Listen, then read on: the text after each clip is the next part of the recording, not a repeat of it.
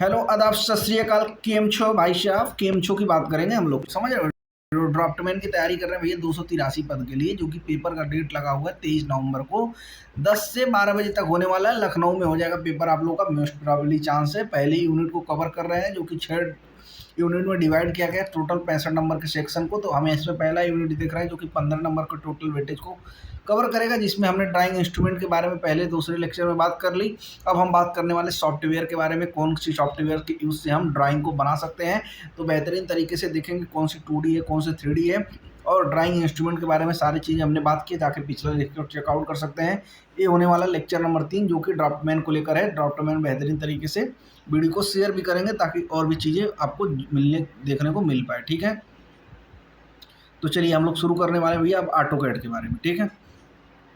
पहले ऑटोकैड के बारे में आप परिचय जान लीजिए। ये क्या होता है, इसका ऑटोकैड का मतलब होता है कॉमर्शियल कंप्यूटर एडेड। ये क्या होता है, कैड का फुल फॉर्म होता है, ठीक है। इस चीज़ को ध्यान रखेंगे, यहाँ से भी क्वेश्चन पुटअप हो सकता है। क्या होता है, कॉमर्शियल कंप्यूटर एडेड डिजाइन होता है, और जिसको मैं क्या करता हूँ, ड्राफ्टिंग एप्लीकेशन डिजाइन होता है। इसका पूर्ण रूप जो होता है ऑटोमेटिक कंप्यूटर एडेड डिजाइन होता है, ठीक है। ऑटोकैड का मतलब क्या हुआ, ऑटोमेटिक कंप्यूटर एडेड डिजाइन, ठीक है, या कॉमर्शियल कंप्यूटर एडेड भी आ सकता है, ठीक है। इसको आप लिख लेंगे, ठीक है। और यहाँ पे हम देख सकते हैं कि क्या क्या चीज़ें इसमें डेवलप की होती है। जैसे ऑटोकैड हमारे पास कितने टाइप के होते हैं, तो हमको एक 2D ऑटो मिल जाता है, जिसको मैं प्लेन ड्राइंग बोलता हूँ। अगर 2.5 मिलता है तो उसको मैं प्रिज्मेटिक ड्राइंग बोलता हूँ। अगर यही में 3D मिलता है तो 3D ऑब्जेक्ट के लिए बात करता हूँ, और 3D wire frame and surface modelling की बात करता हूँ। और पांचवा मेरा जो है सॉलिड मॉडलिंग या सॉलिड ज्योमेट्री के बारे में बात करता हूँ, ठीक है।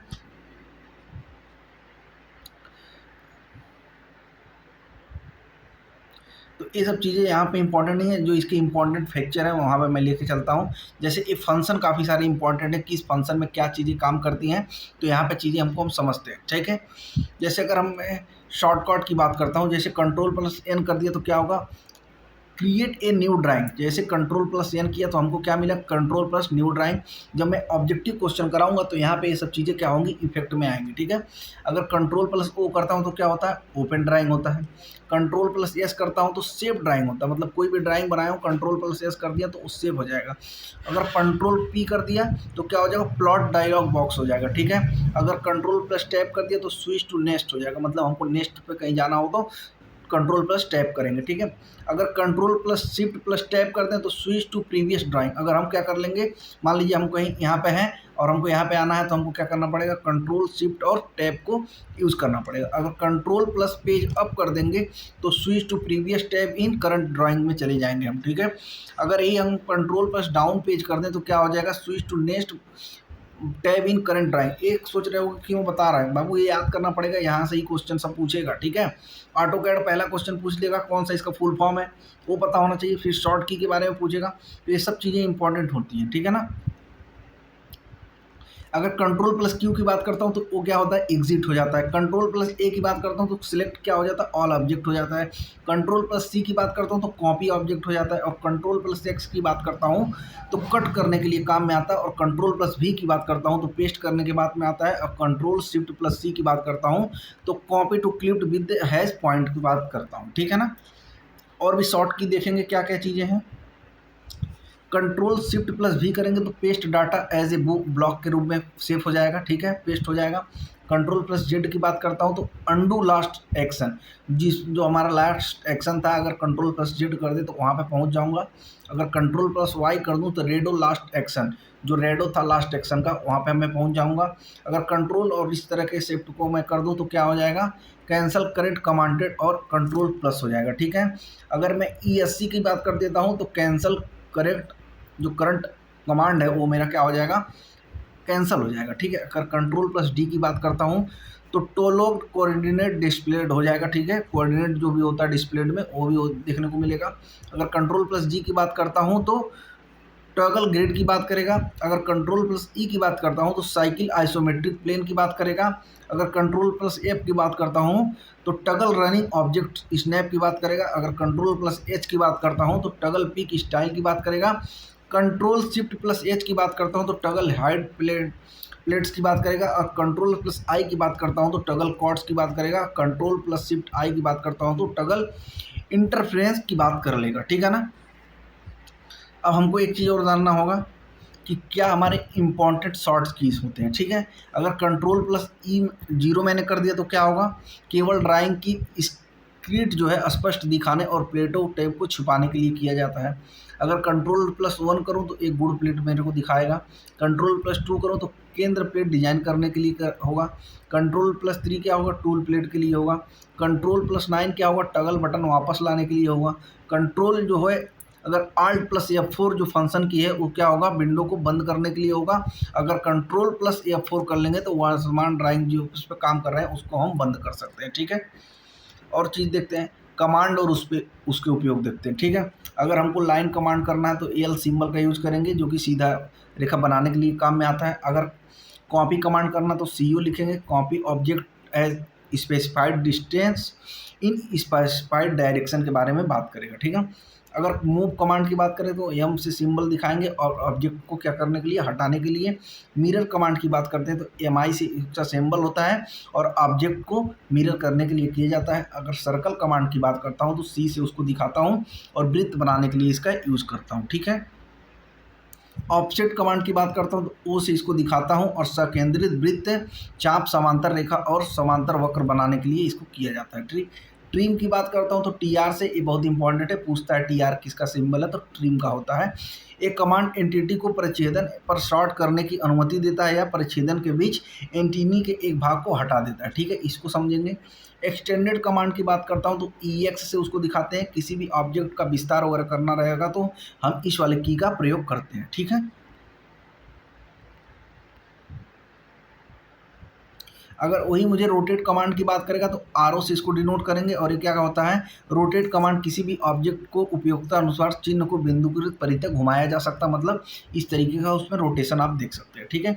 स्ट्रेच्ड कमांड की बात करता हूँ तो स्ट्रेचिंग मतलब उस ऑब्जेक्ट की लंबाई, चौड़ाई, आकार को बढ़ाने या घटाने के लिए स्ट्रेच कमांड का उपयोग किया जाता है जिसका सिंबल S होता है। अगर पॉलीगॉन कमांड है तो उसको POL से डिनोट करते हैं। इस कमांड का उपयोग किसी भी नियमित भुजा को 3 साइडों फलकों से 1024 साइड फलक तक खींचने के लिए उपयोग किया जाता है। अगर सेलेक्ट कमांड की बात करता हूं तो SC से याद करते हैं, चिन्हित ऑब्जेक्ट के आकार के बढ़ाने या कम करने के लिए उपयोग किया जाता है, ठीक है।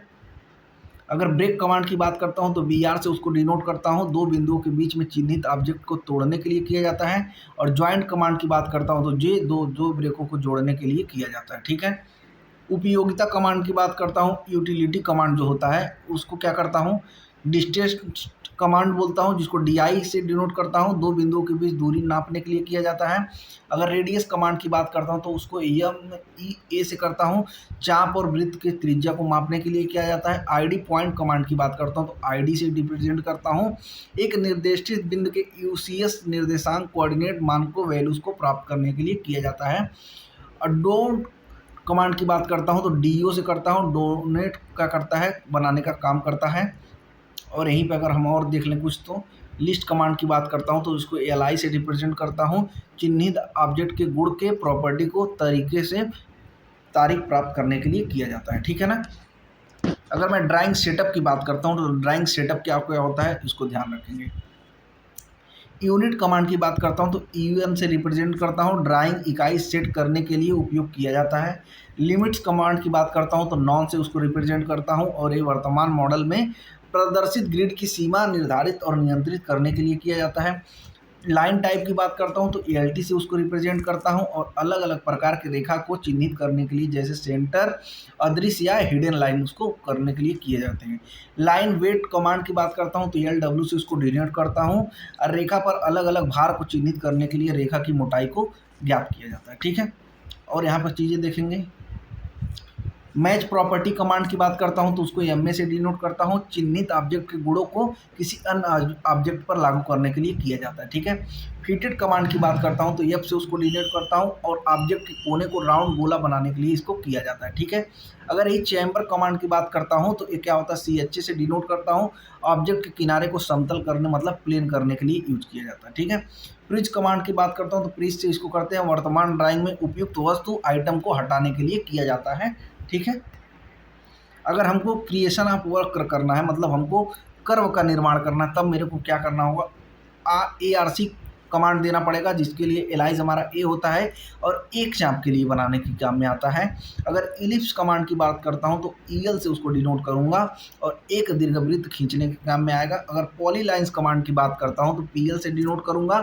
पॉलीलाइन या पी लाइन कमांड लाइन के समान है, सिवाय इसके परिणामी ऑब्जेक्ट कई सेगमेंट से बनी हो सकती हैं जो कि एकल ऑब्जेक्ट से बनी होंगी, ठीक है ना। अगर पॉली एडिट लाइन की बात करता हूं तो क्या होता है, वो पी से डिनोट करते हैं। पॉली लाइन को एडिट करने के लिए उपयोग किया जाता है। रे कमांड की बात करूं तो रे से रिप्रेजेंट करेंगे, रेखा बनाने हेतु जो बिंदु ए पर शुरू हो और अनंत तक जारी रहे, ठीक है, मतलब उसका रेडियस क्या है, फिक्स नहीं है, ठीक है। अगर कंस्ट्रक्शन आयन लाइन की बात करता हूँ तो एक्सेल से डिनोट करता हूँ और अनंत लंबाई की रेखा की बनाने के लिए किया जाता है।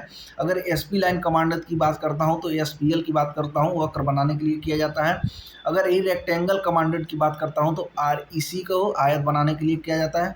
और हैच कमांड की बात करता हूँ, एच से हैचिंग का उपयोग हाईलाइटिंग के लिए किया जाता है। ड्राइंग के लिए एक निश्चित क्षेत्र रेखा के मानक ड्राइंग के अनुसार इसका प्रयोग किया जाता है, ठीक है ना। अगर यही रीजन कमांड की बात करता हूं तो आरईजी से प्रदर्शित करते हैं उस ऑब्जेक्ट को परिवर्तित करने के लिए जो किसी क्षेत्र को रीजाइन ऑब्जेक्ट्स में शामिल करती है। अगर एक्सप्लोटेड की बात करता हूं, एक्स से इसको डिनोट करता हूं, परिच्छेद वाली ऑब्जेक्ट में किसी रचित या क्षेत्रित ऑब्जेक्ट वस्तु को तोड़ने के लिए किया जाता है, ठीक है। अगर यहीं पर टेक्स्ट स्टाइल कमांड की बात करता हूं तो उसको एसटी से रिप्रेजेंट करता हूं। शब्द शैली को संशोधित या परिवर्तित करने के लिए इसको किया जाता है। और ईपी की बात करता हूं तो टेक्स्ट एडिट की बात करता हूं, टेक्स्ट एडिट कमांडेड, जो कि किसी चयनित या मल्टी लाइन या सिंगल लाइन टेक्स्ट ऑब्जेक्ट को संपादित करने या मतलब उसको चेंज करने के काम में आता है। अगर एमटी और टी की बात करता हूं तो मल्टी लाइन टेक्स्ट कमांड की बात करता हूं, लंबे नोट्स और पर्चा के लिए बहुरेखी शब्द होते हैं। और टीबी की बात करता हूं तो टेबल कमांडेड होता है, नई तालिका बनाने या मौजूद को संशोधित करने के लिए काम में आता है, मतलब या तो नया बना भी सकते हो या तो करेक्शन भी कर सकते हो, ठीक है। और कुछ देखते हैं यहाँ पे। अगर डायमेंशन की बात करता हूँ, या तो हमने वक्र को जो कर्व का निर्माण था उसके लिए रिलेटेड टूल देखें, अब हम किसी डायमेंशन की बात करते हैं। डीएल की बात करता हूँ तो डायमेंशन लाइन कमांडेड एरिया की बात करता हूँ, जिसमें एक क्षैतिज ऊर्ध्वाधर और घुमाए वाले आयाम एक आयाम बनाने के लिए किया जाता है। डैन की बात करता हूं तो एंगुलर डायमेंशन कमांडेड की बात करता हूं, चिन्हित ऑब्जेक्ट वस्तु के बीच कोण मापने में प्रयोग किया जाता है। डॉर की बात करता हूं तो डॉर आपको समझ में रखना होगा। आर्क लेंथ कमांडेड की बात करता हूं, चाप की लंबाई मापने के हेतु प्रयोग किया जाता है। और डीआरए की बात करता हूं तो रेडियस कमांडेड की बात करता हूं, जो कि चाप तथा वृत्त की त्रिज्या देने के लिए काम में आता है। QDIM की बात करता हूं तो कमांडेड की बात करता हूं, चयनित ऑब्जेक्ट वस्तु से जल्दी आयामों की एक श्रृंखला बनाने के लिए उपयोग किया जाता है, ठीक है ना। और भी कुछ इंपॉर्टेंट कमांड देख लेते हैं किसका क्या यूज होता है। अगर मैं ऐसे मान लीजिए डायमेंशन स्टाइल की बात करता हूं तो उसको डी से डिनोट करता हूं उसका सिंबल, और नए आयाम शैली बनाने मौजूदा आयाम शैली को संशोधित करने के लिए किया जाता है। लेयर कमांड की बात करता हूं तो एल से उसको डिनोट करता हूं, परत बनाने के लिए उपयोग किया जाता है। एरिया कमांड की बात करता हूं तो ए से डिनोट करता हूं उसको मैं।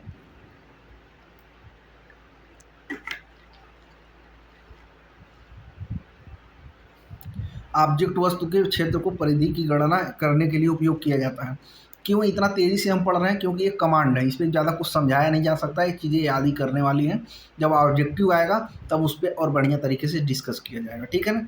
डिवाइड कमांड की बात करता हूँ तो DIV से बात करता हूँ, समान रूप से स्पेस बिंदु या विभाजन बनाने के लिए उपयोग किया जाता है। ग्रुप कमांड की बात करता हूँ, G से डिनोट करता हूँ, चयनित ऑब्जेक्ट या समूह बनाने के लिए उपयोग किया जाता है, ठीक है ना। ब्लॉक कमांड की बात करता हूं तो बी होता है ऑब्जेक्ट वस्तु या ब्लॉक बनाने के लिए, जिससे आप नियमित रूप से विभिन्न ड्राइंग में उपयोग करने के लिए प्रयोग करते हैं, ठीक है। अगर यही मैं इंसर्ट ब्लॉक कमांड की बात करता हूं तो आई से डिनोट करता हूं, ड्राइंग में ब्लॉक डालने की या इंसर्ट मतलब उसमें डालने के काम में आता है। अगर ब्लॉक एडिट कमांड की बात करता हूं तो BC से डिनोट करता हूं, ऑब्जेक्ट को संशोधित करने और डायनेमिक ब्लॉक में परिवर्तित करने के लिए किया जाता है। काउंट ब्लैक कमांड की बात करता हूँ, वो काउंट से करता हूँ और ड्राइंग में ब्लॉक की गणना करने के लिए इसका यूज किया जाता है, ठीक है। और चीज समझेंगे,